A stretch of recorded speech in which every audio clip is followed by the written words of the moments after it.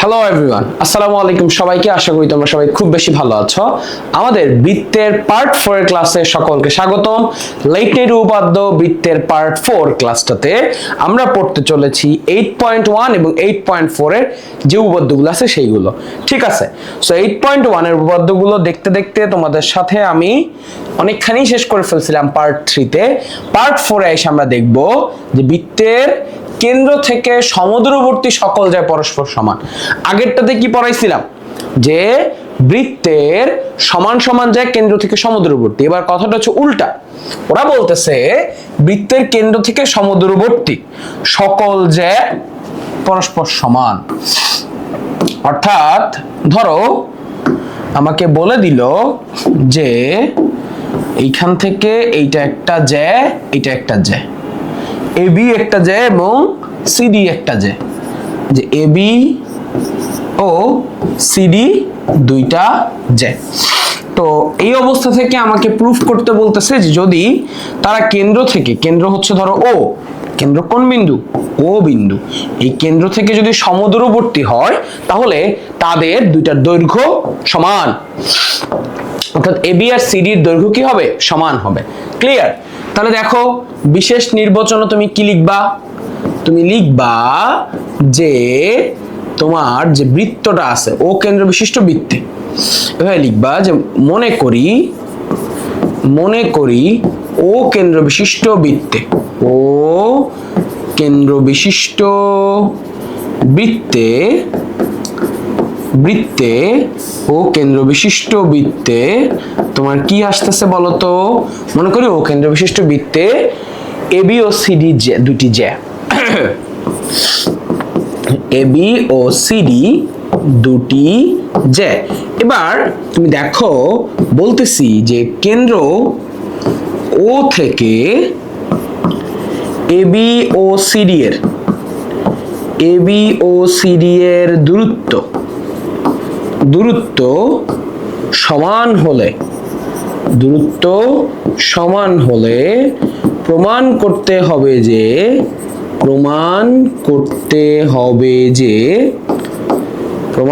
হবে যে AB is equal to CD.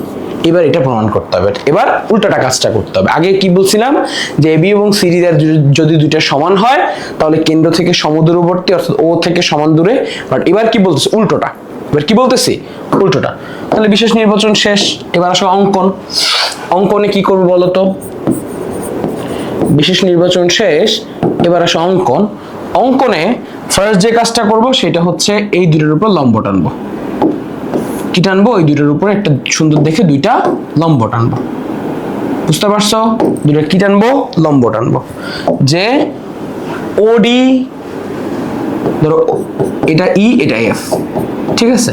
যে ও ই লম্ব এবি টানবো এবং ও এফ লম্ব সিডি টানবো। বুঝা গেছে?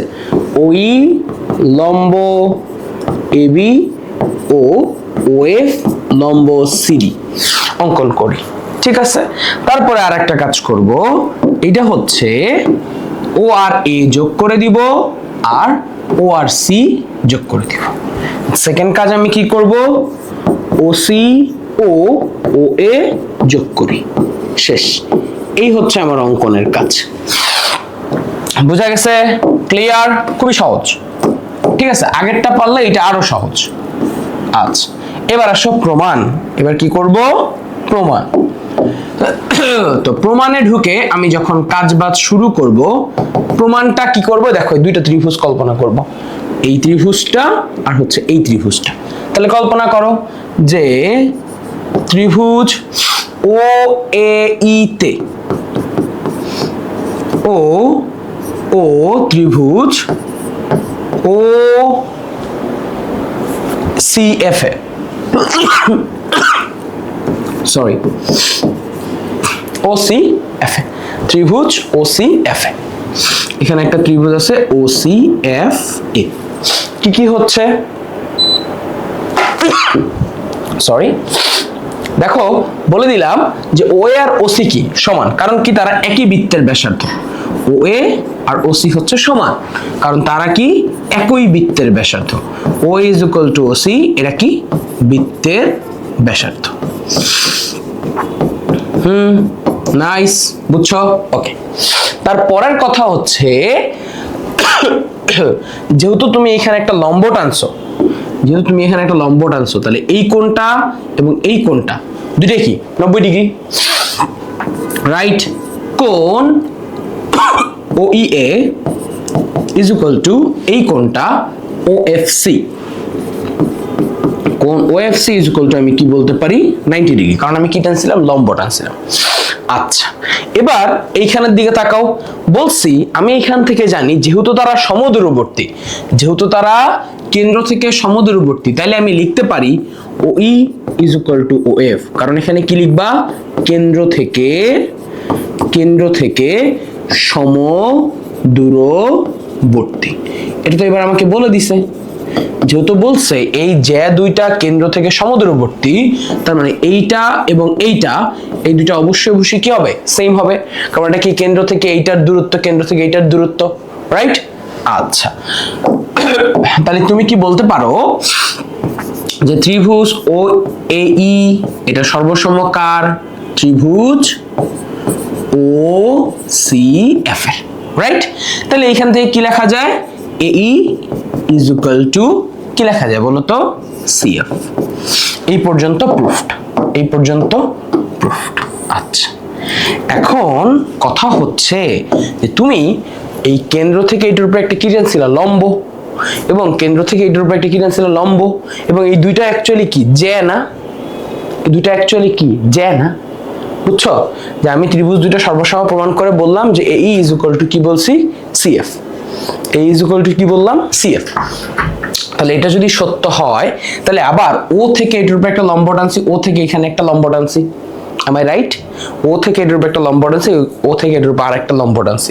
তাহলে আমরা কি জানি, কেন্দ্র থেকে কোনো জ্যায়ের উপর অঙ্কিত লম্ব জ্যাকে কি করে, সমদ্বিখণ্ডিত করে, রাইট? প্রমাণের সেকেন্ড স্টেপ। যেহেতু OE লম্ব AB, তাহলে আমি কি লিখতে পারি, যে AB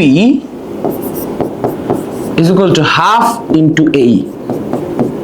কারণ কি, কেন্দ্র থেকে অঙ্কিত লম্ব যে AE হচ্ছে, এই AB হচ্ছে, AB এটা হচ্ছে কি, AB is equal to 2 into AE, sorry, এই AE এবং EB এটাকে কি করছে, সমদ্বিখণ্ডিত করছে। তাহলে এই পুরা ABটা এই AE এর দ্বিগুণ, অর্থাৎ এই কে যদি তুমি আমি 2 গুণ করে দিই, তাহলে আমি এই জিনিসটা লিখতে পারি। অর্থাৎ এখান থেকে তুমি আরো লিখে দাও, অর্থাৎ AE is equal to BE। কারণ কি বলতো, যে এইটা আমাকে কি করে, সমদ্বিখণ্ডিত করে। যে কেন্দ্র থেকে কোনো জ্যায়ের উপর, কেন্দ্র থেকে কোনো জ্যা এর উপর অঙ্কিত লম্ব জ্যাকে কি করে, সমদ্বিখণ্ডিত করে। কোনো জ্যায়ের উপর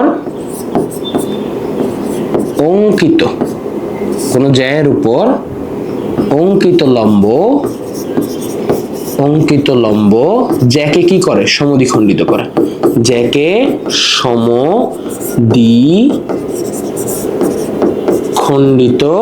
সমদ্বিখণ্ডিত করে, অর্থাৎ অর্ধেক করে ফেলে, সমান দুইটা ভাগে ভাগ করে, সমদ্বিখণ্ডিত করে। বুঝতে পারছো? আচ্ছা, তাইলে এখান থেকে কি লেখা যায়, এখান থেকে কি বোঝা যায় বলো?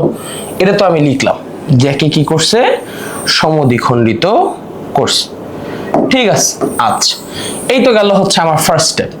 তাহলে এই অবস্থা থেকে তুমি দেখতে পারতেছো, যেহেতু জ্যাকে সমদ্বিখণ্ডিত করে, তাহলে তুমি কি লিখতে পারলা, যে twice AE is equal two AC। Same ভাবে, অনুরূপ ভাবে আমি এখান থেকে কি লিখতে পারি, অনুরূপ ভাবে OF লম্ব CD। তাহলে আমি এখান থেকে লিখতে পারি যে CD এই পুরোটা সমান সমান কি হবে, 2 into CF। CD is equal to 2 into CF পাইলাম। তাহলে এখান থেকে দুইটা পয়েন্ট অফ ভিউ আমার সামনে চলে আসছে, এখান থেকে দুইটা পয়েন্ট অফ ভিউ আমার সামনে চলে আসছে। CD is equal two CF, এটা সমান সমান এইটা, পাইলা? দুইটা পয়েন্ট অফ ভিউ আমার কাছে চলে আসছে। তাহলে এইখান থেকে আমি কি বলতে পারি? এখান থেকে আমার কি বলা যায় দেখো, আমি অলরেডি প্রুফ করে আসছি A is equal two CF, আমি অলরেডি প্রুফ করে আসছি A is equal two CF. আমি এই পাশ থেকে একটু লিখলাম, আমি অলরেডি প্রুফ করে আসছি যে A is equal two CF. এখন আমি যদি উভয় পক্ষে হাফ দ্বারা গুণ করি, হাফ অফ A বা 2 দ্বারা গুণ করি, ধরো যে 2 into A is equal two 2 into CF, উভয় পক্ষে 2 দ্বারা গুণ করলাম, তাহলে 2A ইজ ইকুয়াল টু আমি রিপ্লেস করে দিতে পারি AB, এবং 2CF ইজ ইকুয়াল টু আমি রিপ্লেস করে দিতে পারি CD। তাহলে এই যে আমার কাছে উপস্থাপিত হইল, এই ব্যাপারটাকেই আমরা কি বলতেছি? এই যে আমার কাছে উপস্থাপিত হইল, এইটাকেই আমরা বলতেছি this is the ultimate goal, right? AB is equal two CD, এর অর্থই হচ্ছে যে জ্যাদ্বয় আমার পরস্পর সমান, এই দুইটা জ্যা অ্যাকচুয়ালি কি পরস্পর সমান। বুঝতে পারছো? বলো, বুঝতে পারছো? ক্লিয়ার? ওকে, বলো বুঝতে পারছো? তাহলে ফার্স্টে আমি কি বলবো, যে এই দুইটা ত্রিভুজ কল্পনা করবো, বলবো যে এইটা কি ব্যাসার্ধ এবং এটার উপর একটা লম্ব টানছি, ফলে এই কোণটা এবং এই কোণটা কি পরস্পর সমান, এই কোণটা এবং এই কোণটা কি পরস্পর সমান, এই কোণটা এবং এই কোণটা কি পরস্পর সমান। তারপর আমি বলবো যে এইখান থেকে এটা দূরত্ব এবং এইখান থেকে এটা দূরত্ব কি সমান, এখান থেকে এটা দূরত্ব এবং এখান থেকে এটা দূরত্ব কি হয় সমান হয়। যদি তাই হয় তখন তুমি বলতে পারো যে এই ইজ ইকুয়াল টু সিএফ, কারণ ত্রিভুজ দুটো সর্বসম, তার মানে এই দুইটা বাহু সমান।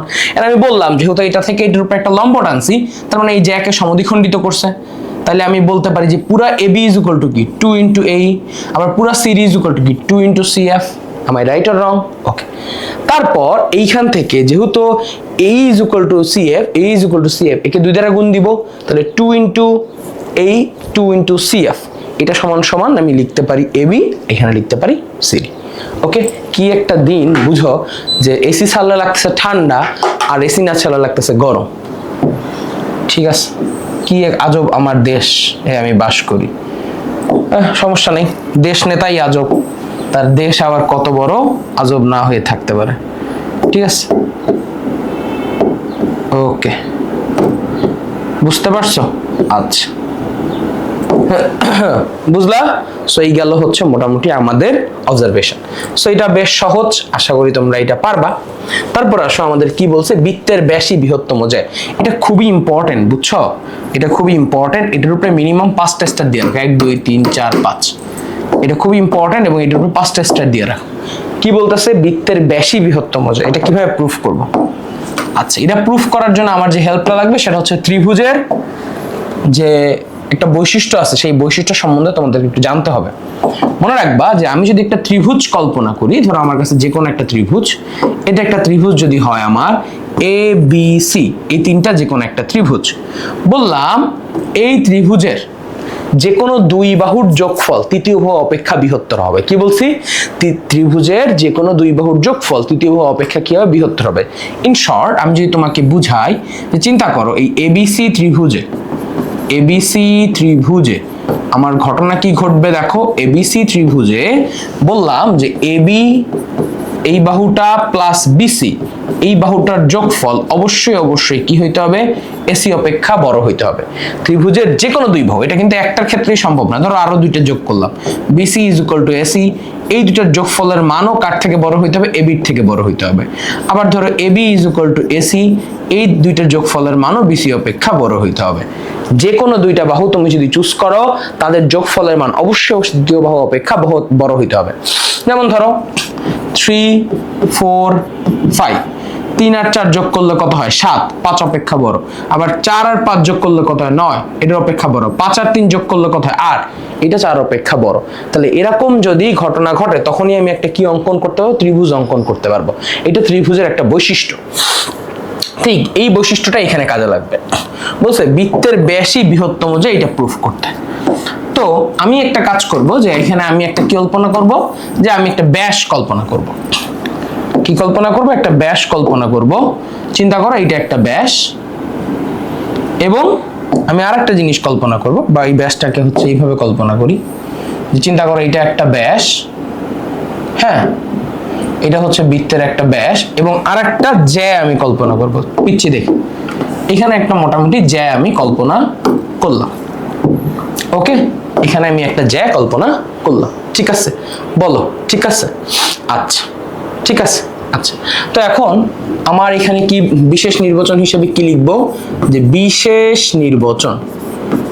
দেখো ও কেন্দ্র বিশিষ্ট বৃত্তে আমার এখানে বিশেষ নির্বাচন হিসেবে কি আসবে, যে ও কেন্দ্র বিশিষ্ট বৃত্তে, ও কেন্দ্র বিশিষ্ট বৃত্তে, ও কেন্দ্র বিশিষ্ট বৃত্তে এ বি, এই পুরোটা এ বি একটি জ্যা, এ বি ব্যাস, এবং সিডি, সিডি হচ্ছে জ্যা, এ বি হচ্ছে ব্যাস, এ বি হচ্ছে ব্যাস, এবং এবং সিডি ব্যাস ভিন্ন যে কোনো জ্যা, ব্যাস ভিন্ন যে কোনো জ্যা। তাহলে আমাকে কি প্রমাণ করতে হবে, যে যে কোনো জ্যায়ের ভিতরে আমার এই ব্যাসটাই সর্ববৃহৎ, অর্থাৎ প্রমাণ করতে হবে যে দেখবে এটার প্রুফ এত সহজ তুমি দেখে হা হয়ে যাবা। প্রমাণ করতে হবে যে AB is greater then CD। ওকে, এবার আসো অঙ্কন।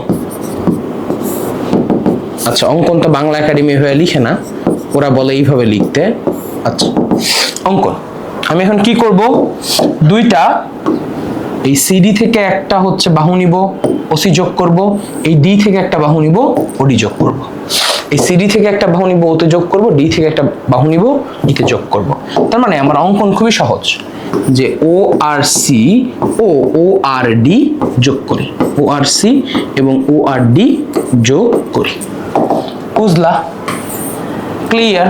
আচ্ছা, প্রমাণ। প্রমাণ খুবই সহজ। দেখো প্রমাণে আমি বললাম যে ত্রিভুজ ও সিডি তে ত্রিভুজের বৈশিষ্ট্য ইউজ করব, ওসি প্লাস ওডি, যে এই ত্রিভুজের যে কোনো দুই বাহুর যোগফল ওসি প্লাস ওডি ইজ গ্রেটার দেন সিডি। এটা বললাম যে ত্রিভুজের এই বাহুর যোগফল প্লাস এই বাহুর যোগফল, এই দুটার যোগফল আমার সিডি এর সমান। আচ্ছা, এবার একটা মজার জিনিস লক্ষ্য করো, একটা মজার জিনিস লক্ষ্য করো।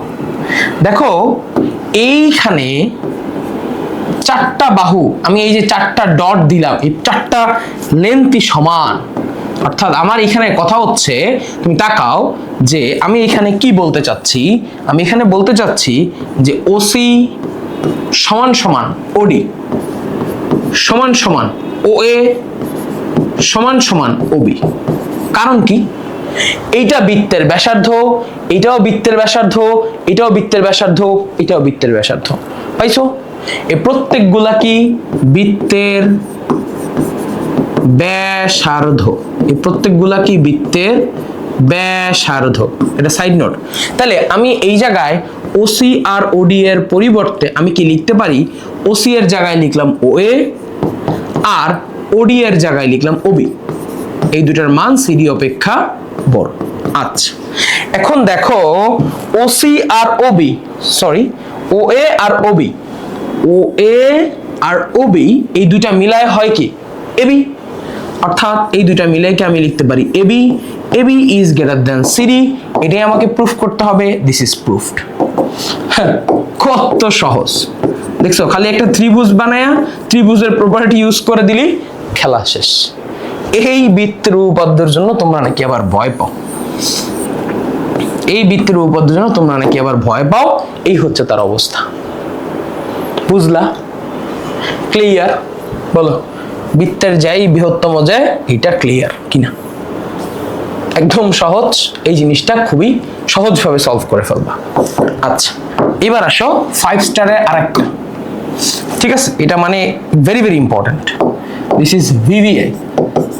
এবার যে কোনো বোর্ডে চলে আসবে, দেখবা এটা কি বলছে, বৃত্তের দুইটি জ্যায়ের মধ্যে বৃহত্তর জ্যাটি ক্ষুদ্রতর জ্যা অপেক্ষা কেন্দ্রের নিকটতর। আগে কথার অর্থ বুঝি। ধরো আমি যদি এরকম একটা বৃত্ত কল্পনা করি, যেই বৃত্তের দুইটা জ্যা আছে, একটা জ্যা হচ্ছে বড় জ্যা আর একটা জ্যা হচ্ছে ছোট জ্যা, একটা জ্যা হচ্ছে বড় জ্যা আর একটা জ্যা হচ্ছে ছোট জ্যা। তো প্রমাণ করতে হবে যে কেন্দ্রের এই ও হচ্ছে যদি কোনো কেন্দ্র হয়, তাহলে এই যে বড় জ্যা এবি সেটা হচ্ছে কেন্দ্রের নিকটতর। সেটা কি? কেন্দ্রের নিকটতর, কেন্দ্রের বেশি কাছে অবস্থান করে, এটা আমাকে প্রুফ করতে হবে। দেখো চিত্র থেকেও তা বোঝা যাচ্ছে, চিত্র থেকেও তা বোঝা যাচ্ছে। তো যাই হোক, আমরা হচ্ছে চলো প্রুফ করা শুরু করি। সো আমরা অ্যাকচুয়ালি যেটা বিশেষ নির্বাচনে লিখব, যে বিশেষ নির্বাচন, দাঁড়াও এইখানে যে ফ্রেমিং এ বিশেষ নির্বাচন কথা আসে কিনা, হ্যাঁ আসে, যে বিশেষ নির্বাচন, বিশেষ নির্বাচন কি লিখব?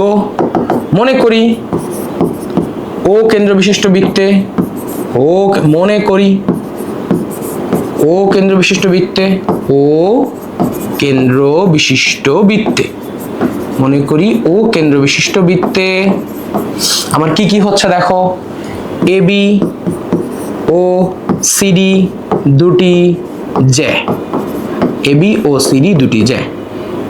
এখন AB is greater than CD হলে প্রমাণ করতে হবে যে এবি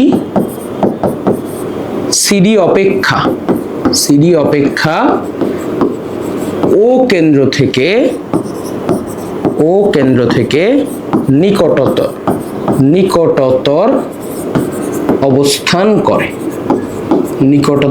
অবস্থান করে। বুঝতে পারছো? ক্লিয়ার?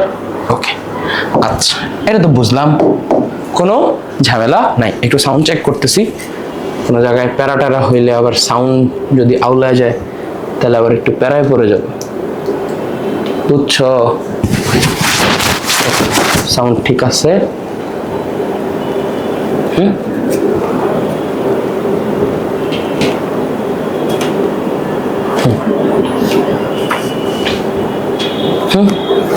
আচ্ছা, একদম পারফেক্ট।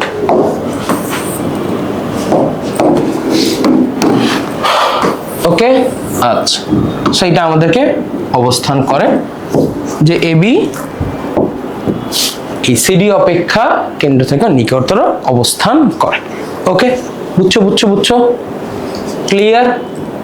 আচ্ছা, এবার আসো অঙ্কনে কি করব? অঙ্কন দেখো কাজ কিন্তু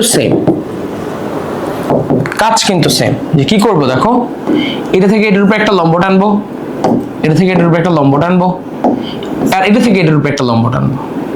সব ক্ষেত্রে লম্ব সেম, কাজ সেম, যে ওই আর ওএফ দুটো লম্ব টানছি, যে ওই লম্ব এবি ও ওএফ লম্ব সিডি অঙ্কন করি। আচ্ছা, করলাম। কাজ তো আরো আছে, কি করতে হবে? ও আর এ যোগ করব, ও আর সি যোগ করব, ঠিক আছে? ও আর এ, ওই ও ওসি যোগ করি। এবার মোটামুটি পিথাগোরাসের থিওরাম অ্যাপ্লাই করতে হবে। দেখো এই জায়গায় ও এ আর ওসি দুইটা কিন্তু সেম, কারণ কি এরা একই বৃত্তের ব্যাসার্ধ। ও আর ওসি কিন্তু সেম, তারা কি একই বৃত্তের ব্যাসার্ধ। এই প্রপার্টিটাকে ইউজ করা লাগবে, যে দেখো ত্রিভুজ ও এ ই, এইখানে যদি আমি দেখি, আমি দেখতে পারতেছি যে এইখানে যদি আমি পিথাগোরাস ত্রিভুজ অ্যাপ্লাই করি, পিথাগোরাস থিওরাম অ্যাপ্লাই করি, যেহেতু এটা 90 ডিগ্রি, যেহেতু এরা 90 ডিগ্রি, আমি যদি এখানে পিথাগোরাস থিওরাম অ্যাপ্লাই করি, আমি লিখতে পারি যে O A square is equal to A E square plus O E square. মানে এখানে এই যে এই দুইটা প্রপার্টি ইউজ করা লাগবে, এই যে এই দুইটা বৃত্তের ব্যাসার্ধ এরা সমান, এই প্রপার্টিটি ইউজ করা লাগবে। আর ত্রিভুজ ও এফ সি তে, ত্রিভুজ ও এফ সি তে আবার কি কি সমান দেখো, O C square is equal to O F square plus C F square. এই দুইটা হচ্ছে আমার মোটামুটি লেভেলের ট্রুথ। এই দুইটা হচ্ছে মোটামুটি লেভেলের ট্রুথ। এটা 1 নাম্বার, এটা কয় নাম্বার? 2 number property. এখন এইখান থেকে আমরা জানি যে OA is equal two OC, কারণ কি বৃত্তের ব্যাসার্ধ, রাইট? এইবার উভয় পক্ষে বর্গ করি, OA square is equal two OC square. OA স্কয়ারের পরিবর্তে আমরা লিখতে পারি AE square plus OE square সমান সমান আমরা এখান থেকে লিখতে পারি OC square plus CF square. আচ্ছা, AE square plus CF square, OE square plus CF square, ঠিক আছে। আচ্ছা, এখন তুমি কি করবা? OF square plus CF square, OF square plus CF square, OF square plus CF square. আচ্ছা, এবার AE স্কয়ার, AE স্কয়ার আর CF স্কয়ারকে এক পাশে নিয়ে আসো, মাইনাস CF স্কয়ার, আর এখানে লেখো OF square minus OE square, OF square minus OE square. আচ্ছা, এবার তোমাকে এখন জিনিসটা বুঝতে হবে। এই পর্যন্ত আইসা ঠেকাও, এই পর্যন্ত আইসা স্টপ যাও। এবার এইখান থেকে কাজ শুরু। কেন AE আর CF কে এক পাশে আনছি? কারণ আমাকে প্রমাণ করতে হবে যে বৃহত্তর জ্যাটি কেন্দ্র থেকে ক্ষুদ্রতর অবস্থান করে। তাহলে আমাকে এই ক্ষুদ্রতর ব্যাপারটা, যে কেন্দ্রের নিকটতর, এই ব্যাপারটা প্রুফ করতে হবে। আর AE আর CF একসাথে আনছি কেন? কারণ এই দুটো দেখো জ্যায়ের অংশ, তাই তাদেরকে একসাথে আনছি এবং এটা এখানে আমরা প্রুফ করছি। আচ্ছা, এখন তুমি আমারে বলো, এই অবজারভেশন থেকে কাজ তো শেষ, এই বৃত্তের কাজ শেষ। এবার আসো অবজারভেশন থেকে আমরা যাই। আমরা অলরেডি কি জানি? আমরা জানি যে AB যেটা CD অপেক্ষা বড়, তাই না? আচ্ছা, তো এখানে এই যে AB সমান সমান আমরা কি লিখতে পারি? 2 × A। কারণ কি? এটা থেকে এটার উপরে লম্ব টানছি, আমরা জানি যে এই জ্যাকে কি করছে? সমদ্বিখণ্ডিত করছে, তাই না? এই যে লম্বটা আমি টানছি, লম্বটা কি করছে? এই জ্যাটারে কি করছে? সমদ্বিখণ্ডিত করছে। যে কেন্দ্র থেকে অঙ্কিত লম্ব জ্যাকে সমদ্বিখণ্ডিত করে, অঙ্কিত লম্ব জ্যাকে কি করে? সমদ্বিখণ্ডিত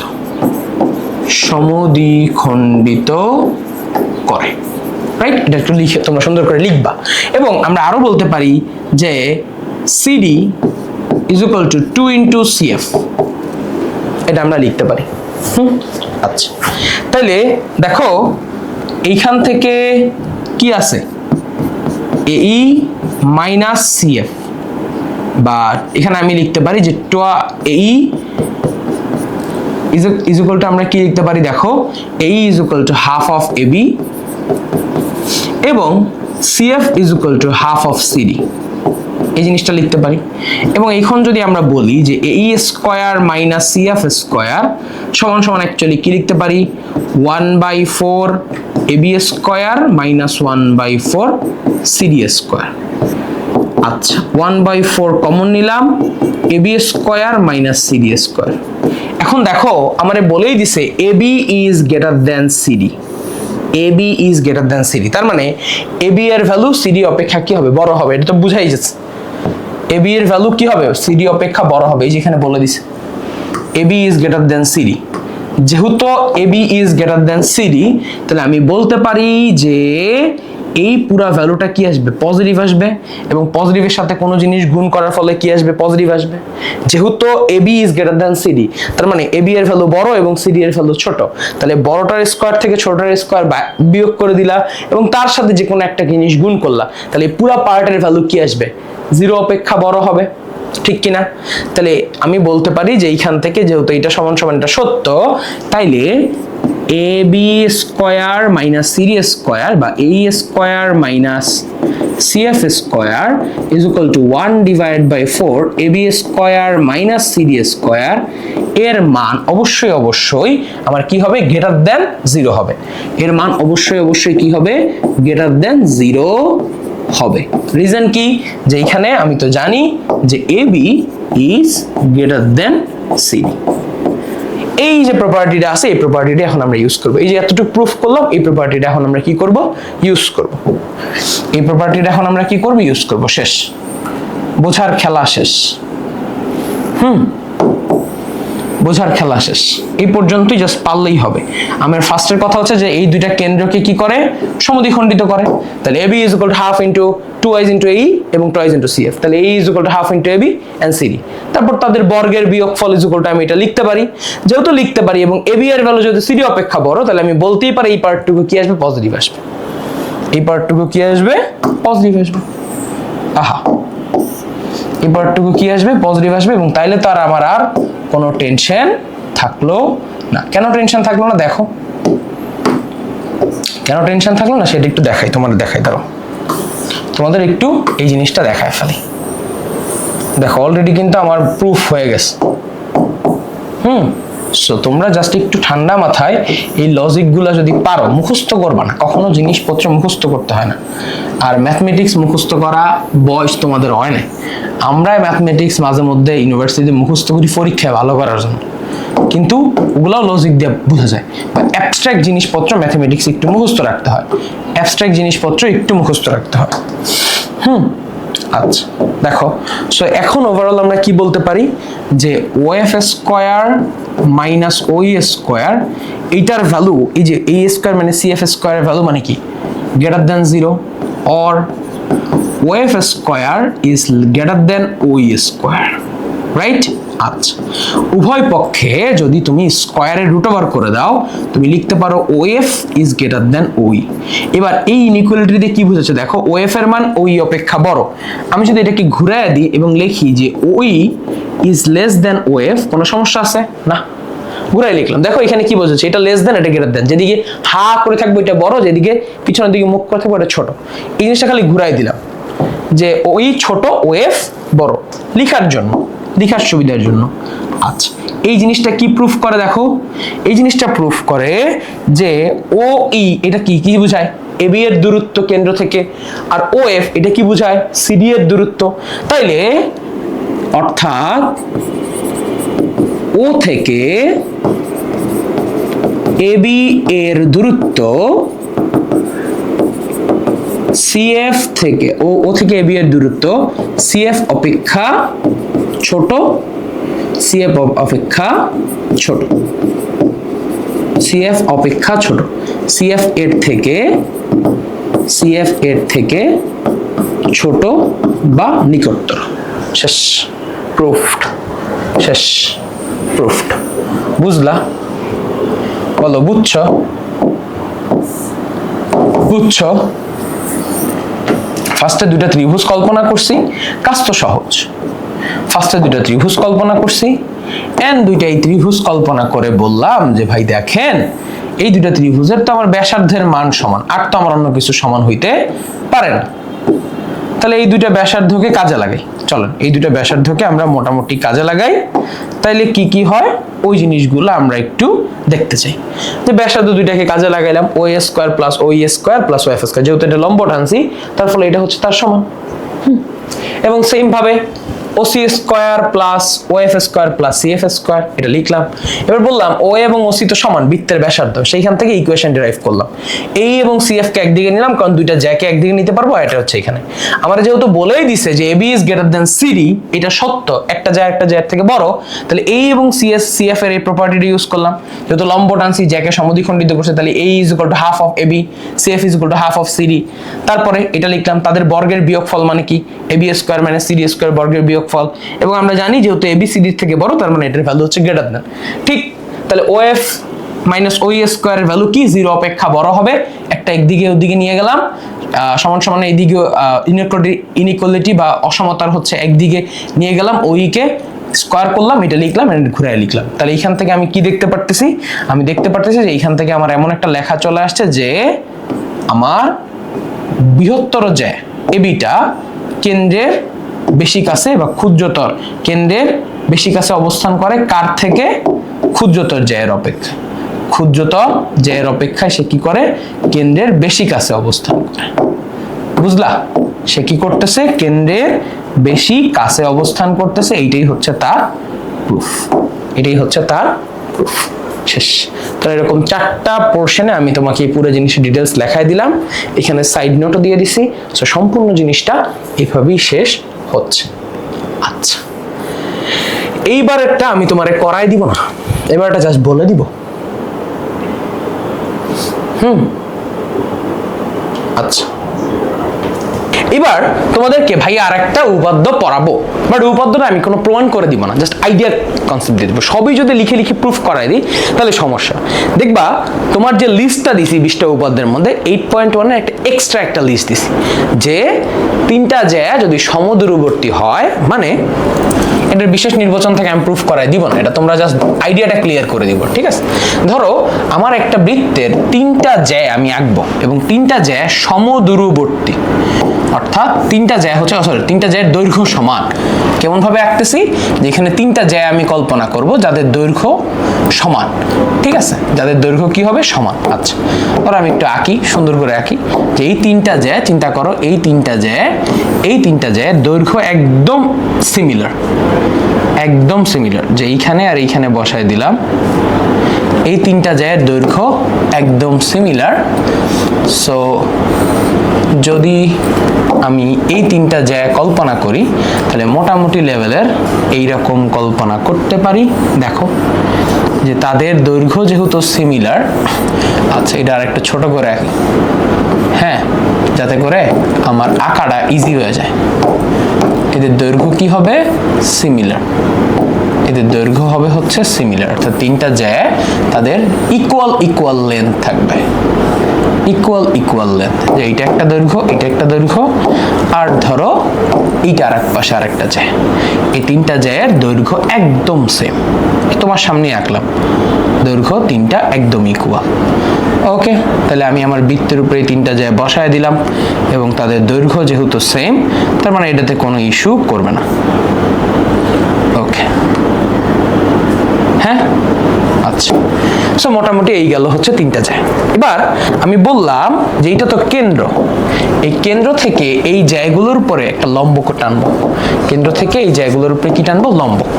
হ্যাঁ, কেন্দ্র থেকে এই জ্যাগুলোর উপরে আমি লম্ব টানবো। আচ্ছা, আমি লম্ব টানলাম, ধরো এটা একটা লম্ব, সেম ভাবে এটা আরেকটা লম্ব, এন্ড সেম ভাবে হচ্ছে এটা আরেকটা লম্ব। এই যে এগুলা কি টানছি, লম্ব, প্রত্যেকটা জায়গায় আমি কি টানলাম, লম্ব লম্ব লম্ব টানলাম। এবং ভালো করে অবজার্ভ করো যে আমি বলে দিছি প্রত্যেকটা জ্যায়ের দৈর্ঘ্য কি সমান, প্রত্যেকটা জ্যায়ের দৈর্ঘ্য কি সমান। তাহলে আমার এখানে শর্ত মতে যে এবি যে জ্যা আছে, এবি জ্যা ইজ ইকুয়াল টু সিডি জ্যা ইজ ইকুয়াল টু ইএফ জ্যা, এই প্রত্যেকটা জ্যায়ের দৈর্ঘ্য সমান, এই প্রত্যেকটা জ্যায়ের দৈর্ঘ্য সমান। ক্লিয়ার? এটা আমাকে বলা আছে। তাহলে যেহেতু প্রত্যেকটা জ্যায়ের দৈর্ঘ্য সমান, তাহলে আমি কি বলতে পারি কেন্দ্র থেকে তারা সমদূরবর্তী? অবশ্যই এটা সত্য। যেহেতু প্রত্যেকটা জ্যায়ের দৈর্ঘ্য সমান, তাহলে ও থেকে সবাই সমদূরবর্তী, এটা আমরা পড়ে আসছি যে সমান সমান জ্যা কেন্দ্র থেকে সমদূরবর্তী, একটু আগে প্রুফ করে আসছি, ও থেকে সবাই সমদূরবর্তী। হ্যাঁ, সমদূরবর্তী। ওকে, তাহলে তুমি কি লিখতে পারো, যে এইখানে ওই যে এইটা চিন্তা করো এম, তারপরে এটা চিন্তা করো পি, এটা চিন্তা করো কিউ। যে ও M is equal to OP is equal to OQ, right? OM is equal to OP is equal to OQ, right? আচ্ছা, এখানে যদি তুমি এইভাবে কিউ চিন্তা করো, এইভাবে কিউ চিন্তা লিখতে পারো, OM OP OQ বড় হাতে লিখলা। তারা যেহেতু সমদূরবর্তী, তার মানে কি এই 3টা জিনিসই সেম, এই 3টা জিনিসই সেম, এটা তো সত্য।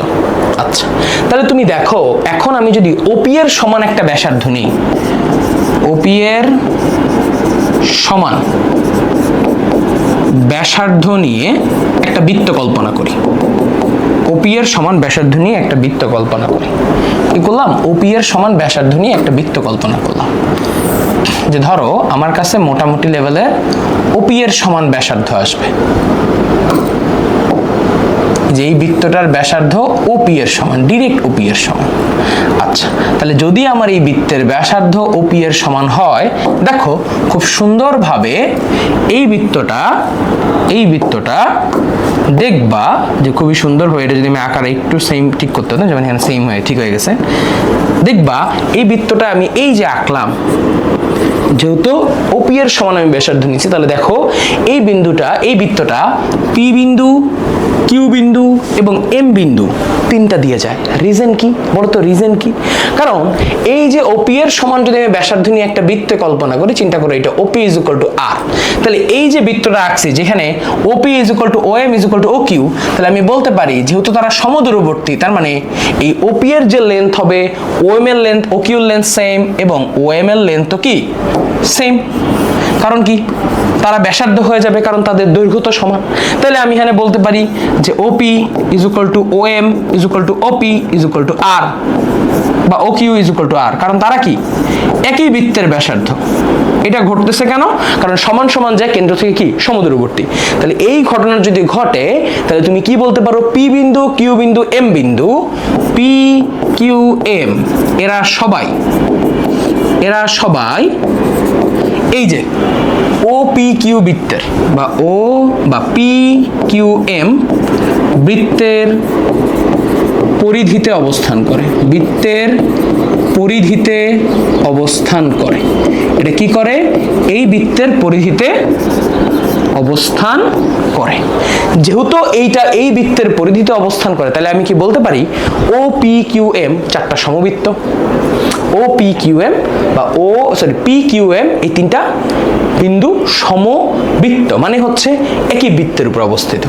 তাহলে আমি বলতে পারি পি কিউ এম সমবৃত্ত, অর্থাৎ এরা অ্যাকচুয়ালি কি করে, একই বৃত্তের উপর অবস্থান করে। পি কিউ এম সমবৃত্ত অর্থাৎ তারা একই বৃত্তের উপর অবস্থান করে।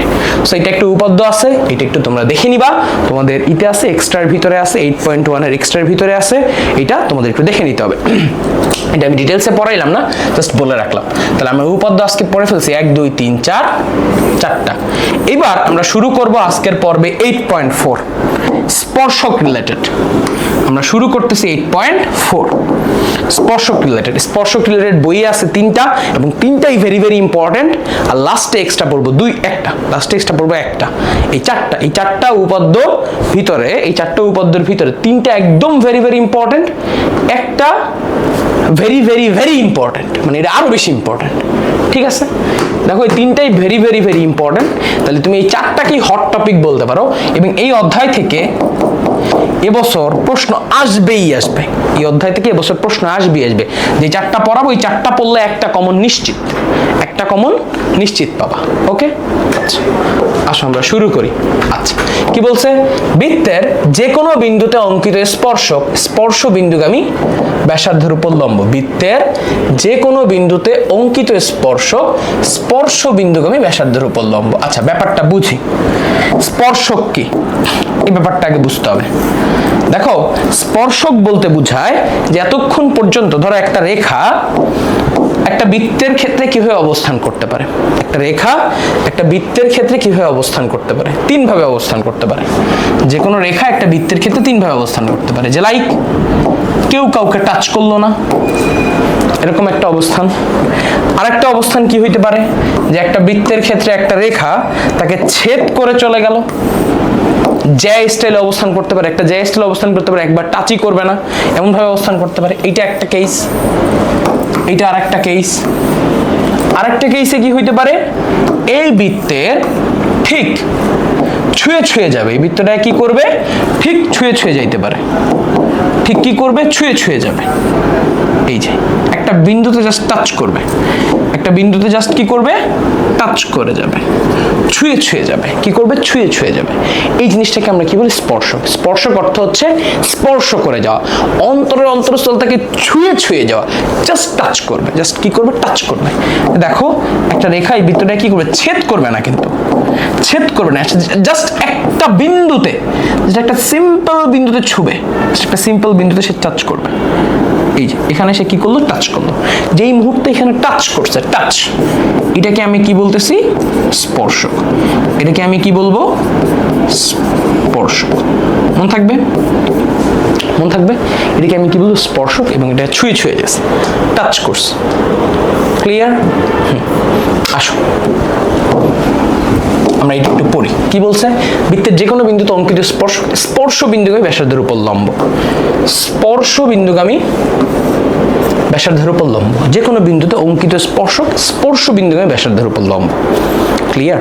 আচ্ছা, তাহলে বৃত্তের যে কোনো বিন্দুতে অঙ্কিত স্পর্শক, একটা বিন্দুতে স্পর্শক অঙ্কন করলাম।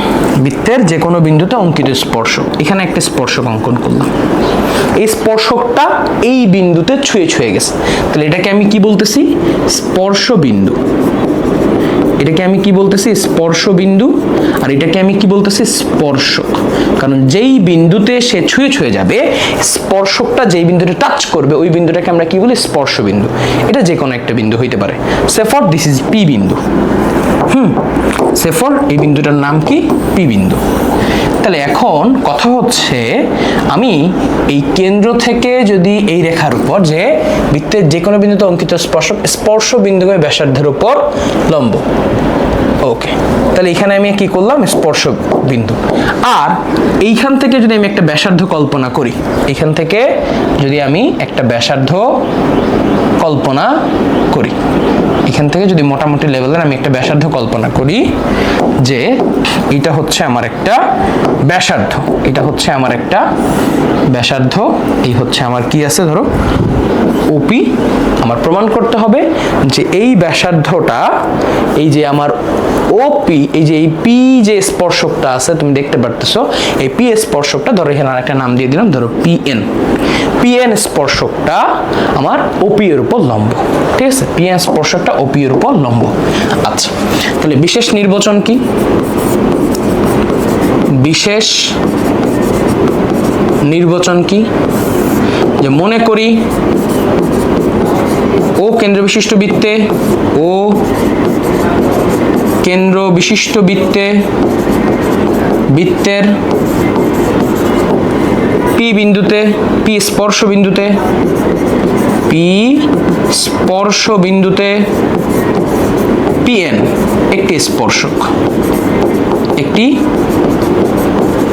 স্পর্শক। ও পি বিন্দুতে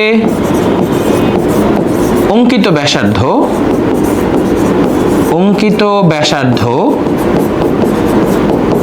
ওপি হলে প্রমাণ করতে হবে যে, আচ্ছা, অঙ্কিত ব্যাসার্ধ, অঙ্কিত স্পর্শ বিন্দুগামী ব্যাসার্ধ, এটা একটু লেখো, অঙ্কিত স্পর্শ বিন্দুগামী ব্যাসার্ধ। কারণ এই যে ব্যাসার্ধটা আমি আঁকছি, এটা কি স্পর্শ বিন্দু দিয়ে যায়? স্পর্শ বিন্দুগামী ব্যাসার্ধ, যেভাবে ওরা লিখছে ভাবে লিখবো, স্পর্শ বিন্দুগামী ব্যাসার্ধ। 0.5 মার্কসও কাটতে দিব না। স্পর্শ বিন্দুগামী ব্যাসার্ধ ওপি হলে প্রমাণ করতে হবে যে, কি প্রমাণ করতে হবে? দেখো, যে পিএন লম্ব ওপি। উল্টা কিন্তু, ওপি লম্ব পিএন আবার প্রুফ করে নাকি? একই অবশ্য। বলতে কি, যে কোনো বিন্দুতে অঙ্কিত স্পর্শক, স্পর্শ বিন্দুগামী ব্যাসার্ধের উপর লম্ব, স্পর্শক এই ব্যাসার্ধের উপর লম্ব। সো যেভাবে প্রমাণ করতে বলছো এভাবে প্রমাণ করবে। আচ্ছা, এবার অঙ্কন আলাদা কিছু বোঝার জন্য আমাকে একটা জিনিস বুঝতে হবে, এটা হচ্ছে একটা প্রপার্টি। এবার এটা প্রমাণ এবং অঙ্কন বোঝার জন্য আমার আলাদা একটা কিছু বুঝতে হবে, বুঝছো? ওকে, আচ্ছা, দেখো, ধরো আমার কাছে এখানে একটা বিন্দু আছে, ঠিক আছে, ধরো ও বিন্দু, আর এখানে একটা বিন্দু আছে ধরো পি বিন্দু, এবং অপর একটা বিন্দু আছে ধরো কিউ বিন্দু। এখন এই ও বিন্দু থেকে এটা একটা স্ট্রেট লাইন, এটা একটা কি লাইন? স্ট্রেট লাইন, বা এটাকে আমি বলতেছি সরল রেখা। স্ট্রেট লাইন বা এটাকে আমি কি বলি? সরল রেখা। এখানে এসটি দিয়ে বোঝাচ্ছে স্ট্রেট, এল দিয়ে বোঝাচ্ছে লাইন। এটা একটা স্ট্রেট লাইন। স্ট্রেট মানে হচ্ছে সোজা বা সরল রেখা। এবার এই সরল রেখার উপরে একটা বিন্দু আছে ও বিন্দু। এবার এই ও বিন্দু থেকে অজস্র লাইন আমি সরল রেখার উপর টানি। কি করলাম? ধরো অজস্র লাইন, অসংখ্য লাইন আমি টানতেছি।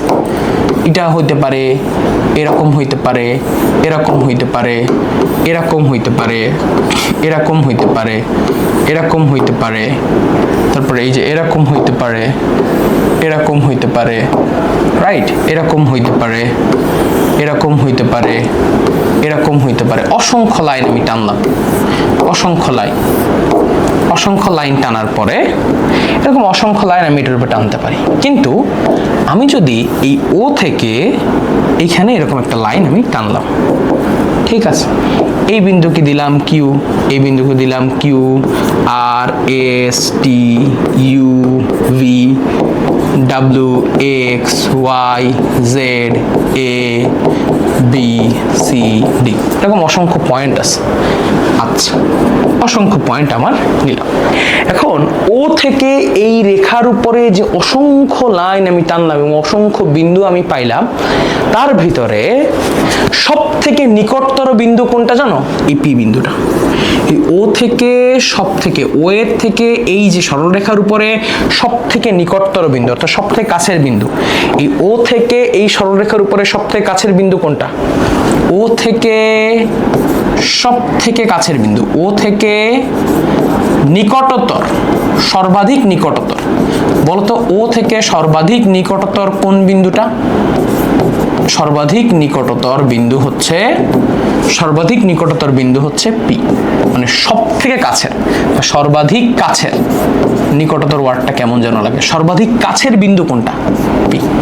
এই ও বিন্দু থেকে এই যে পি বিন্দুটা হচ্ছে সব থেকে কাছে। এবং কখন এই কাছের বিন্দুটা উৎপন্ন হয়েছে তুমি জানো? যখন ও থেকে এই লাইনটার উপরে একটা লম্ব টানছি তখন উৎপন্ন হয়েছে। বুঝো বুঝো বুঝো যে ও থেকে পি বিন্দুটা কি সব থেকে কাছের। ও থেকে সর্বাধিক কাছের বিন্দু কোনটা? একদম অন্তরের কাছের বিন্দু কোনটা? পি। এবং এটা কখন উৎপন্ন হয়েছে বা কোন ক্ষেত্রে এই জিনিসটা সত্য হবে? যদি আমি ওপি লম্ব এ বি, বা ধরো ওপি লম্ব স্ট্রেট লাইনটার নাম দাও ভিডি, ওপি লম্ব ভিডি হলে এই ব্যাপারটা কি হয়? সত্য হয় যে ও থেকে আমি অসংখ্য লাইন টানতে পারি, এর ফলে আমার অসংখ্য বিন্দু তৈরি হবে, কিন্তু এই ওপি বিন্দুটা সর্বাধিক কাছের, এর থেকে কাছের আর কোনো বিন্দু হইতে পারে না। এবং কখন এই ঘটনার সত্য হবে? যদি আমি একটা বিন্দু থেকে একটা সরলরেখার উপর একটা স্ট্রেট লাইন টানি, এই দেখো এই বিন্দু থেকে এই রেখার উপর একটা লম্ব টানি, এই লম্বর ফলে এই লম্বের যে বিন্দুটা, এই লম্বর বিন্দুটা যেইখানে ছেদ করবে এই বিন্দুটাই হচ্ছে এই ও বিন্দু থেকে এই বিন্দু সব থেকে বা এই সরলরেখার উপরে সব থেকে কাছের বিন্দু। বুঝতে পারছো যে আমি এই বিন্দু থেকে অসংখ্য লাইন তো টানতে পারি, তার ফলে অসংখ্য বিন্দু তৈরি হয়। কিন্তু আমি যদি এই ও বিন্দু থেকে একটা লম্ব টানি, এই রেখার উপর একটা লম্ব টানি, তার ফলে যে বিন্দুটা তৈরি হবে পি বিন্দুটা, এটাই হচ্ছে সব থেকে কাছের বিন্দু। আচ্ছা, এটা গেল একটা বেসিক। আর একটা বেসিক দেখো, ধরো তোমার একটা বৃত্তের আমি একটা কি করলাম, একটা বিন্দু নিলাম, একটা বিন্দু নিলাম যেটা হচ্ছে বৃত্তের কি অবস্থান করে, ধরো একটা বিন্দু নিলাম যেটা হচ্ছে বৃত্তের পরিধির উপরে অবস্থান করে, আর একটা বিন্দু নিলাম ধরো বৃত্তের বাইরে অবস্থান করে। এবার কেন্দ্র থেকে এই রেখাটা যোগ করলাম এবং এই রেখাটা যোগ করলাম। যেহেতু এই বিন্দুটা বৃত্তের বাইরে অবস্থান করতেছে, তাহলে ও কিউ রেখাটা এর দৈর্ঘ্য কত? ও কিউ রেখাটার দৈর্ঘ্য অবশ্যই এর পরিধির উপরে যে বিন্দু আছে তার থেকে বেশি হবে। ও কিউ রেখার দৈর্ঘ্য অবশ্যই পরিধির উপরে যে বিন্দু আছে তার থেকে বেশি হবে। যে ও কিউ রেখার দৈর্ঘ্য ওপি অপেক্ষা বেশি, অর্থাৎ ও কিউ রেখার যে দৈর্ঘ্যটা হবে সেটা ওপি বা এই রেখার থেকে কি হইতে হবে? বেশি হইতে হবে। যে ও কিউ রেখার দৈর্ঘ্য অবশ্যই ওপি রেখার দৈর্ঘ্য থেকে বেশি হইতে হবে। রিজন কি? কারণ এই বিন্দুটা দেখো বৃত্তের বাইরে অবস্থান করছে, ফলে এই দুইটাকে যদি তুমি যোগ করো সেটা অবশ্যই বৃহত্তর হবে। কার থেকে বৃহত্তর হবে? এই পি বিন্দুর অপেক্ষায় বৃহত্তর হবে, কারণ এটা তো শুধু ব্যাসার্ধ, আর এই রেখাটা কি ব্যাসার্ধের থেকে বড় হয়ে গেছে। তাহলে এই ও কিউ এটার মান অবশ্যই পি থেকে বড় হবে।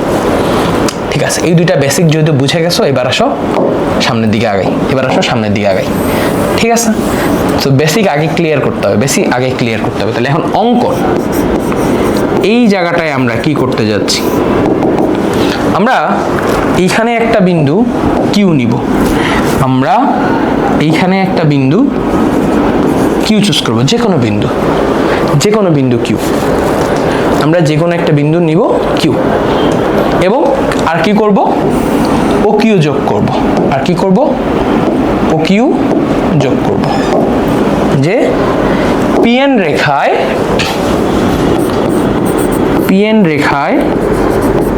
যে কোনো বিন্দু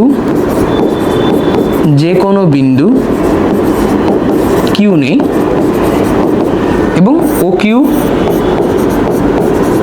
যোগ করি। পিএন রেখায় যে কোনো বিন্দু কিউ নেই এবং ও কিউ যোগ করি। পিএন রেখায় যে কোনো বিন্দু কিউ নেই এবং ও কিউ যোগ করি। ক্লিয়ার? বলো ক্লিয়ার? এই পর্যন্ত বোঝা যায়? চলে? মাথায় ঢুকছে? ব্যাপারটা মাথায় ঢুকছে? বলো বলো বলো, ব্যাপারটা মাথায় ঢুকছে? একদম ঢুকছে? ওকে, এবার তুমি কি করবা দেখো। তোমার এখানে যেটা প্রুফ করতে হবে, তোমার উদ্দেশ্য হচ্ছে প্রুফ করা যে ওপি এটাই হচ্ছে সব থেকে ক্ষুদ্রতম ডিস্টেন্স।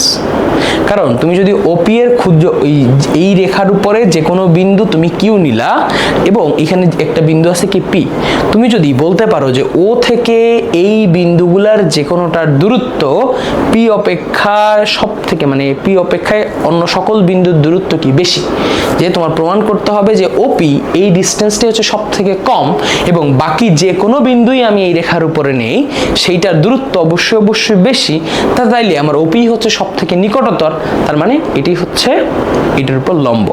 ঠিক আছে, ওই যে আগের লজিকটা দিয়ে, যেহেতু এটা সব থেকে কাছে তাহলে এটা হচ্ছে লম্ব। ঠিক আছে, তাহলে আমার এখানে কি করতে হবে, এই লজিকটা খাটাইতে হবে,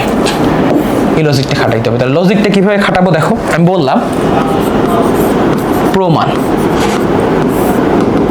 যে পিএন রেখায়, এটা একটু লিখে লিখে প্রুফ করতে হয়, পিএন রেখায় একটি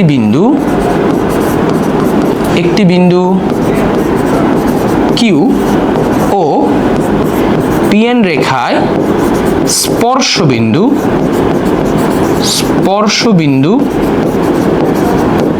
পি, পিএন রেখায় স্পর্শ বিন্দু পি, এবং আমরা দেখতেছি যে ওপি হলো স্পর্শ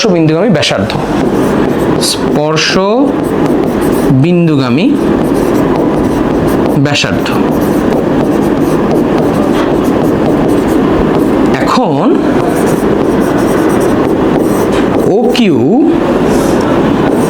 ও কিউ যোগ করলে আগে লিখতে হবে, যেহেতু কিউ বিন্দুটি বৃত্তের বাহিরে অবস্থান করে,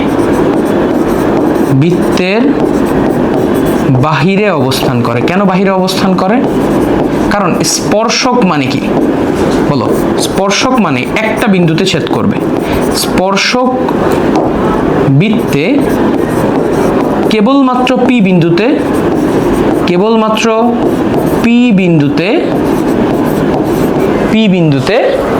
স্পর্শ করে, কেবলমাত্র পি বিন্দুতে কি করে স্পর্শ করে, অর্থাৎ পি বিন্দুটি বৃত্তের পরিধির উপর অবস্থান করে, পি বিন্দুটি শুধুমাত্র বৃত্তের পরিধির উপর অবস্থান করে, বৃত্তের পরিধিতে অবস্থান করে। বোঝা গেছে যে কিউ বিন্দুটি যেহেতু বৃত্তের বাইরে অবস্থান করছে, তাহলে কেবলমাত্র পি বিন্দুটা কোথায় অবস্থান করছে, বৃত্তের পরিধিতে। এখন ও কিউ যোগ করলে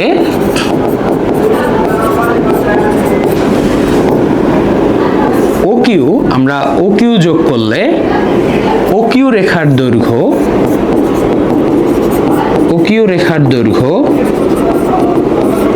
ওপি অপেক্ষা বৃহত্তর হবে, এটা তো সত্য যে ও কিউ ইজ গ্রেটার দেন ওপি, কারণ এটা কি বৃত্তের বাইরে অবস্থান করছে আর শুধুমাত্র পরিধিতে অবস্থান করছে কি পি, কারণ ও কিউ ইজ গ্রেটার দেন আর, কারণ আমরা ওপি ইজ ইকুয়াল টু কি জানি, আর। ওপি ইজ ইকুয়াল টু কি জানি আর, স্পর্শবিন্দুগামী ব্যাসার্ধ হচ্ছে ওপি, স্পর্শবিন্দু ব্যাসার্ধ ওপি ইজ ইকুয়াল টু আর। তাহলে আমরা এইখান থেকে লিখতে পারি কি ও কিউ ইজ গ্রেটার দেন ওপি, কারণ ও কিউ ইজ গ্রেটার দেন আর। বুঝছো? আচ্ছা, এটা তো শেষ, এটা তো বলা শেষ, এই পর্যন্ত বলা শেষ। এটা একটা লজিক, হ্যাঁ, এটা আর একটা লজিক, এটা আর একটা লজিক, এবং এটা একটা লজিক, চারটা লজিক দিয়ে দিছি। পিএন রেখা একটা বিন্দু আছে কিউ, এবং পিএন রেখায় স্পর্শবিন্দু পি। এবার ওপি হচ্ছে স্পর্শবিন্দু ব্যাসার্ধ, এবং ও কিউ বৃত্তটা বৃত্তের বাইরে অবস্থান করছে, এবং কেবলমাত্র এটা একটা স্পর্শক, এবং স্পর্শক বৃত্তে একটা মাত্র বিন্দুতে স্পর্শ করে, সেটা হচ্ছে পি। তাহলে যেহেতু ও কিউ বৃত্তের বাইরে, তাহলে ও কিউ যোগ করলে এই রেখাটা অবশ্যই পি এর থেকে বড় হবে। তাহলে এই কিউ বিন্দুটা তো মানে কি, যে কোনো বিন্দু হইতে পারে, এটা এই বিন্দু হইতে পারে, এই বিন্দু হইতে পারে, এই বিন্দু হইতে পারে, এই বিন্দু হইতে পারে, এই বিন্দু হইতে পারে, এই বিন্দু হইতে পারে, এই বিন্দু হইতে পারে, যে কোনো বিন্দু হইতে পারে। কিন্তু বৃত্তে অবস্থান করতেছে কে? শুধুমাত্র পি। পি ব্যতীত আর কিন্তু কেউ বৃত্তে অবস্থান করতেছে না। তাহলে বৃত্তে যেহেতু অবস্থান করতেছে শুধু পি, এবং বাকি সবাই তো আর বৃত্তে অবস্থান করতেছে না, বাকি সবাই বৃত্তের বাইরে অবস্থান করতেছে। তাহলে তুমি কিউ হিসাবে যে কোনো বিন্দুই নাও, তার দৈর্ঘ্য এটার থেকে কি হবে? বেশি হবে। যে কিউ যে কোনো বিন্দু নিলেই তার দৈর্ঘ্য ওপি অপেক্ষা বৃহত্তর হবে। তাহলে কিউ যে কোনো বিন্দু নিলেই কিউ যে কোনো বিন্দু নিলেই তা ওপি অপেক্ষা বৃহত্তর হবে। কিউ যে কোনো বিন্দু নিলেই তা ওপি অপেক্ষা ও কিউ বৃহত্তর হবে। ওপি অপেক্ষা ও কিউ বৃহত্তর হবে, মানে বড় হবে। ঠিক আছে, একটু লিখবা এরকম, বৃহত্তর লিখলে টিচাররা খুশি হবে। তাহলে বলাই যায় ওপি ও থেকে পিএন এর উপর, পিএন এর ক্ষুদ্রতম দূরত্ব, অতএব ওপি লম্ব পিএন, অথবা এটা কি বলা যায় পিএন লম্ব ওপি। এটার প্রুফটা পুরাটাই এরকম লিখে লিখে প্রুফ করতে হবে।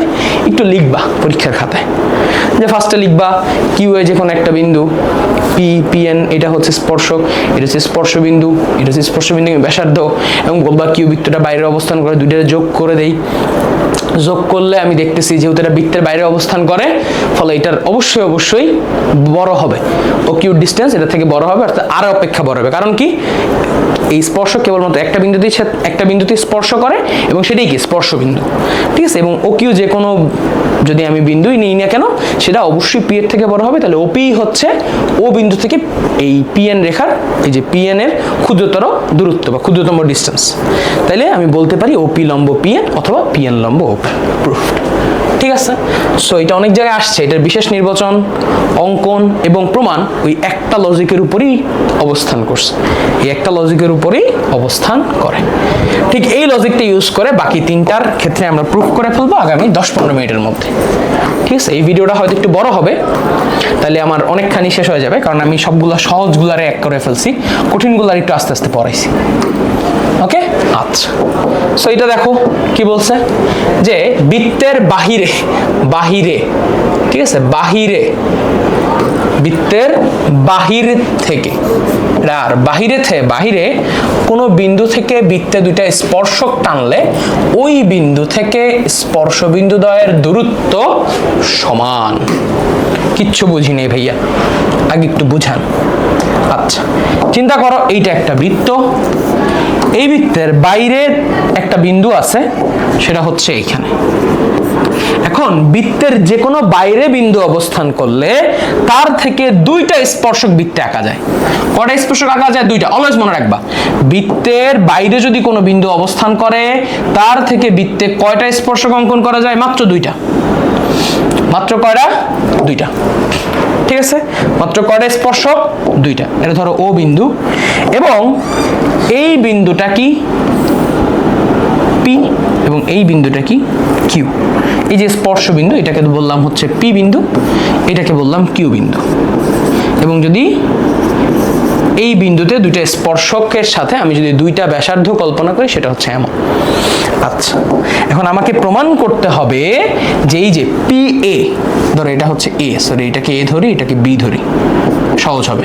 তাহলে এই যে পি এ এবং পি বি, পি এ এবং পি বি, এই যে এতটুকু দৈর্ঘ্য এবং এই নিচে এতটুকু দৈর্ঘ্য, এই দুইটার দৈর্ঘ্য সমান, এটা প্রমাণ করতে হবে। অর্থাৎ আমাকে প্রমাণ করতে হবে P A is equal two PB.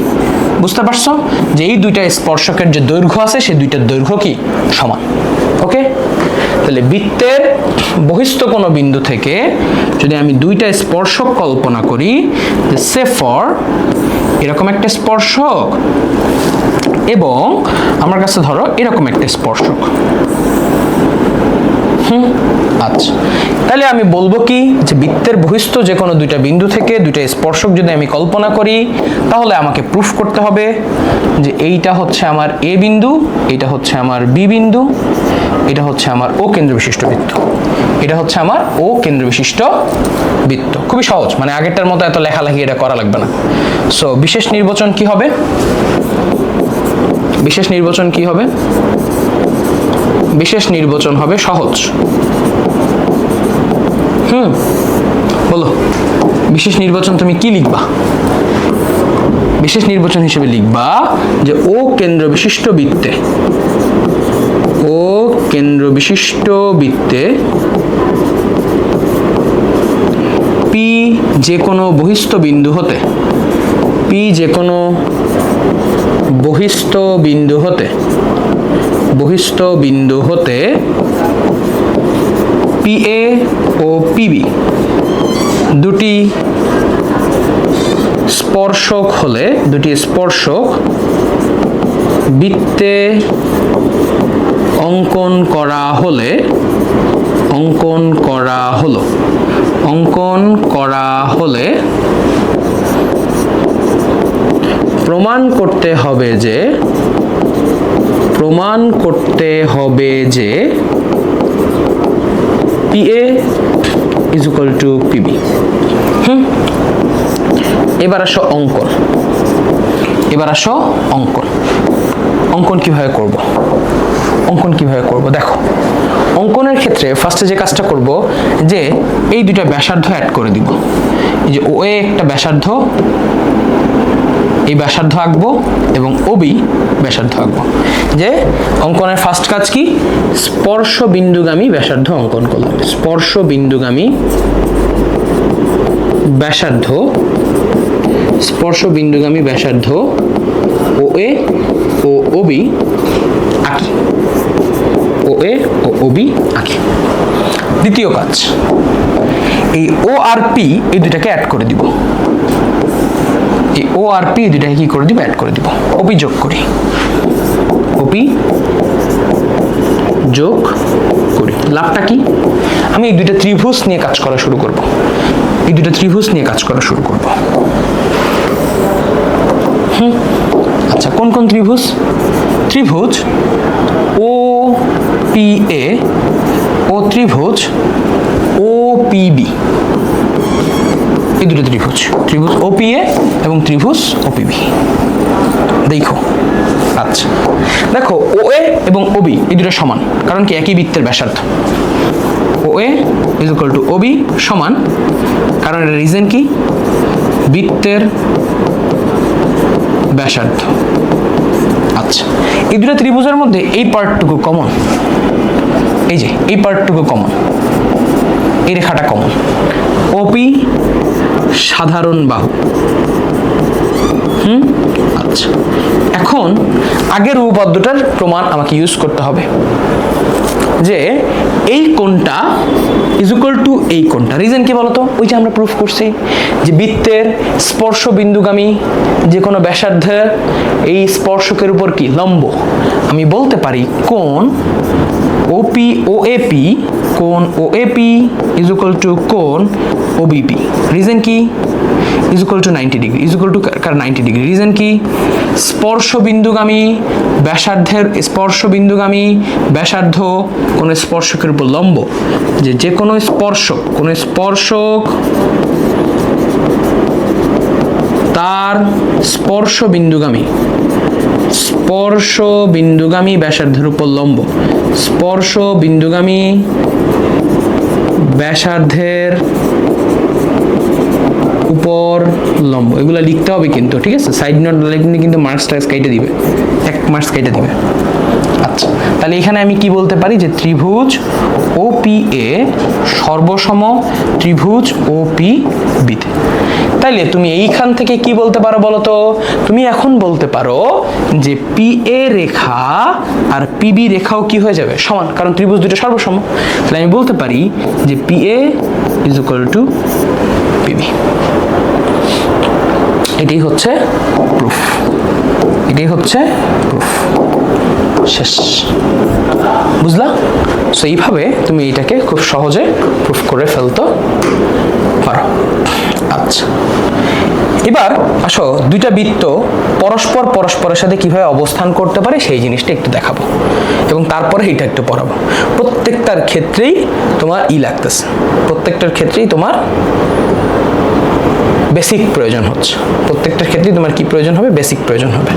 আচ্ছা, প্রত্যেকটার ক্ষেত্রেই তোমার বেসিক প্রয়োজন। আচ্ছা, দুইটা বৃত্ত পরস্পর কিরূপভাবে অবস্থান করতে পারে দেখো। দুইটা বৃত্ত পরস্পর 5 রকমের ভাবে অবস্থান করতে পারে। যে এরকম ভাবে অবস্থান করতে পারে দুইটা বৃত্ত, তারপর তারা এরকম ভাবে অবস্থান করতে পারে। যে দেখো তাদের মধ্যে ফার্স্টে ঝগড়া হয়েছে, এই দুইটা বৃত্তের মধ্যে কি হয়েছে? ঝগড়া হয়েছে, যে তাদের ভিতরে কোনো মিল নাই। তারপর তারা পরস্পরকে দেখো টাচ করছে। কেমন ভাবে টাচ করছে? বাইরের দিক থেকে টাচ করছে। দুইটা বৃত্ত পরস্পর কি করছে? বাইরের দিক থেকে টাচ করছে। তারপরের ঘটনা হচ্ছে যে দুইটা বৃত্ত পরস্পরকে ছেদ করবে। এর পরের ভাবে কেমন ভাবে অবস্থান করতে পারে? যে দুইটা বৃত্ত পরস্পরকে ছেদ করলো।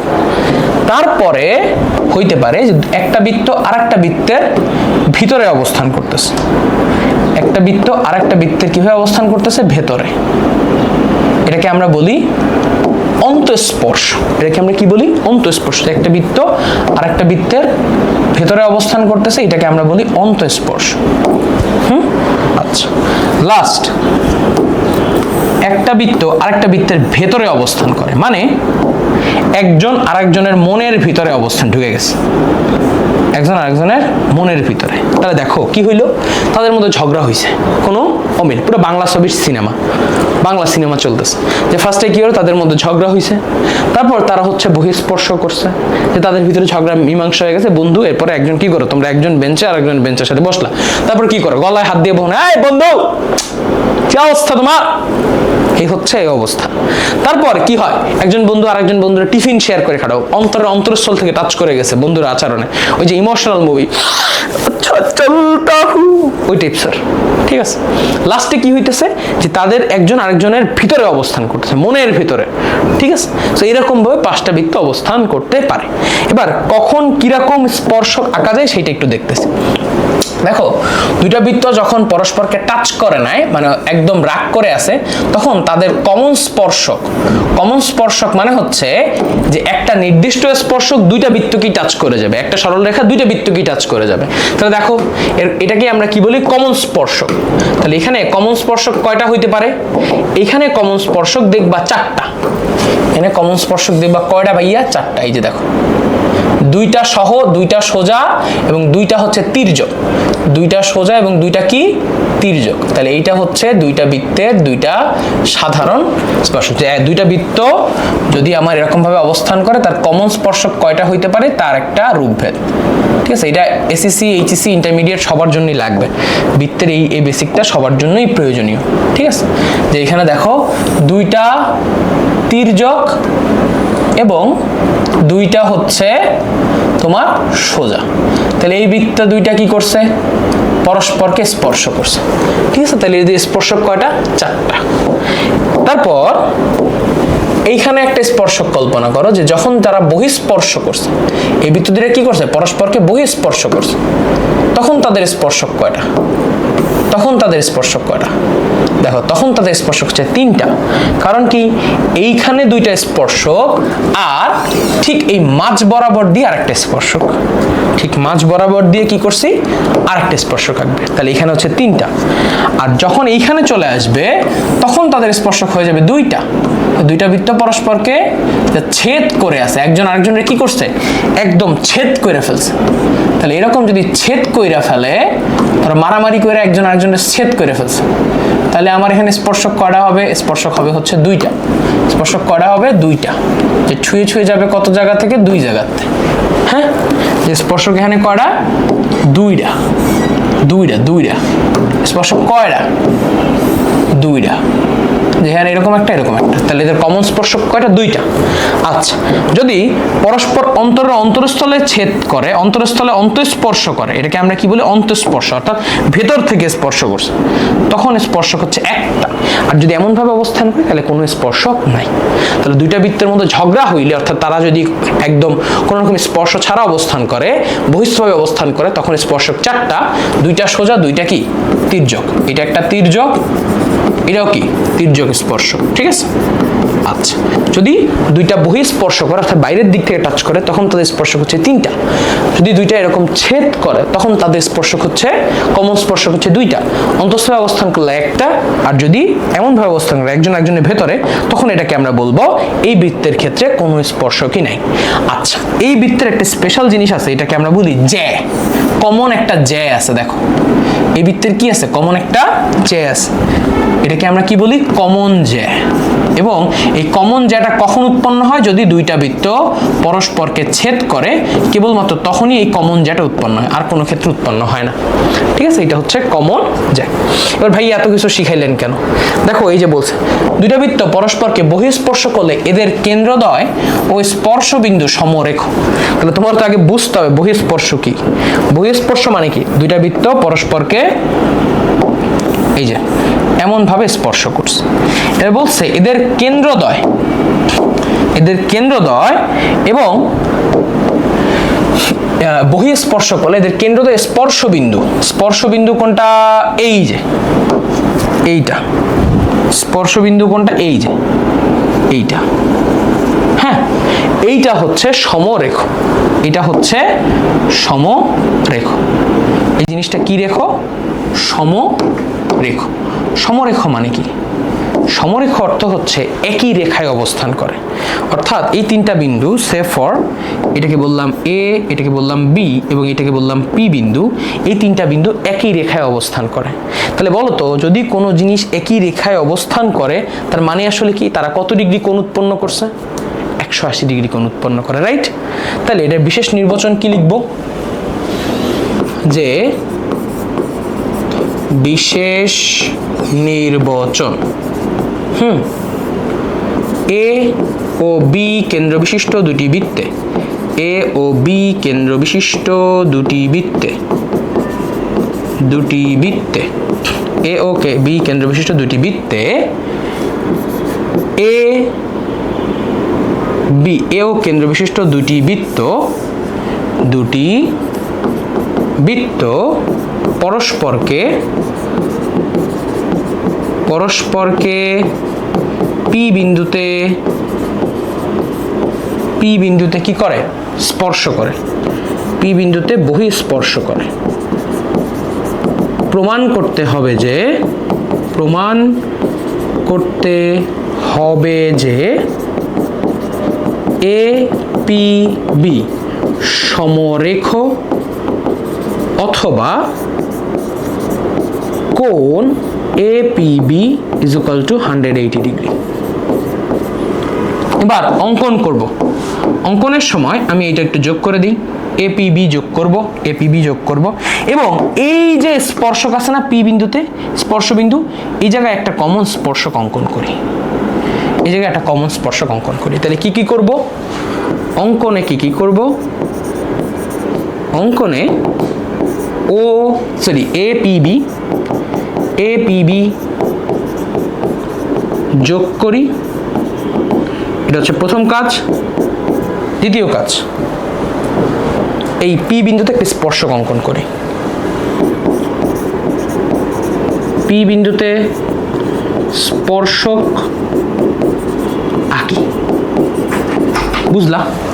তাহলে দুইটা কাজ শেষ। ওকে, এবার কি করব দেখো, প্রমাণ।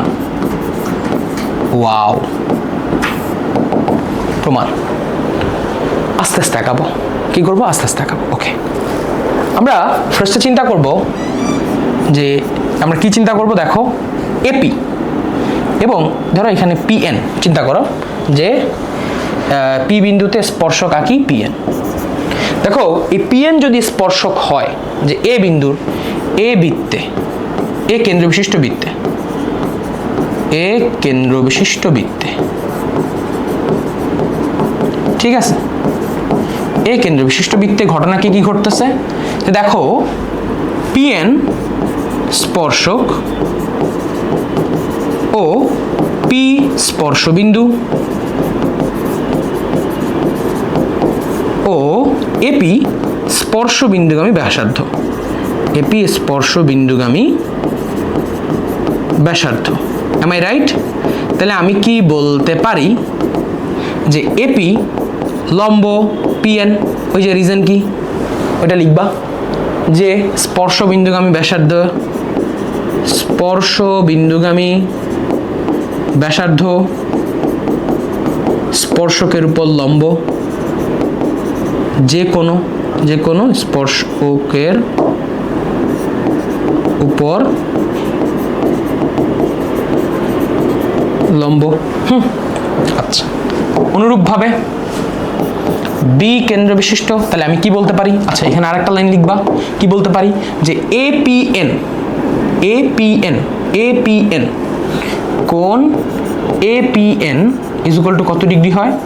90 ডিগ্রি। আমরা প্রুফ করে ফেললাম। আচ্ছা, এবার আসো অনুরূপভাবে বি কেন্দ্র বিশিষ্ট বৃত্তে, বি কেন্দ্র বিশিষ্ট বৃত্তে, বি কেন্দ্র বিশিষ্ট বৃত্তে পিএন স্পর্শক ও পিবি স্পর্শবিন্দুগামী ব্যাসার্ধ, পিএন স্পর্শক ও পিবি স্পর্শবিন্দুগামী ব্যাসার্ধ, স্পর্শ বিন্দুগামী ব্যাসার্ধ হলে,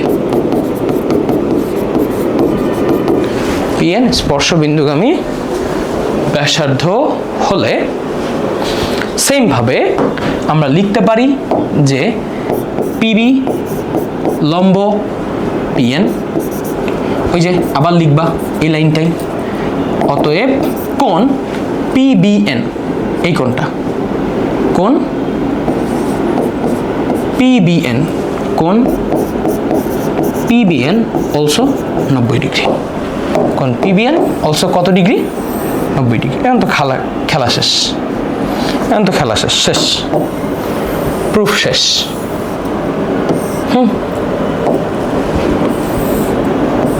কিভাবে প্রুফ শেষ? এখন জাস্ট দুইটা জিনিসটা যোগ করে দিবা, দুই জিনিসটা কি করবা? যোগ করবা। এবার কি করতে হবে? দুইটা জিনিসটা জাস্ট যোগ করে দিতে হবে। এবার কি করতে হবে? দুইটা জিনিসটা জাস্ট যোগ করে দিতে হবে। হ্যাঁ, যে কোণ এপিএন প্লাস কোণ PBN is equal two 90 plus 90। তাহলে 90 প্লাস 90 ইজ ইকুয়াল টু কত ডিগ্রি হয় বলো? 180 degree. 90 plus 90 is equal two কত ডিগ্রি হয়? 180 ডিগ্রি।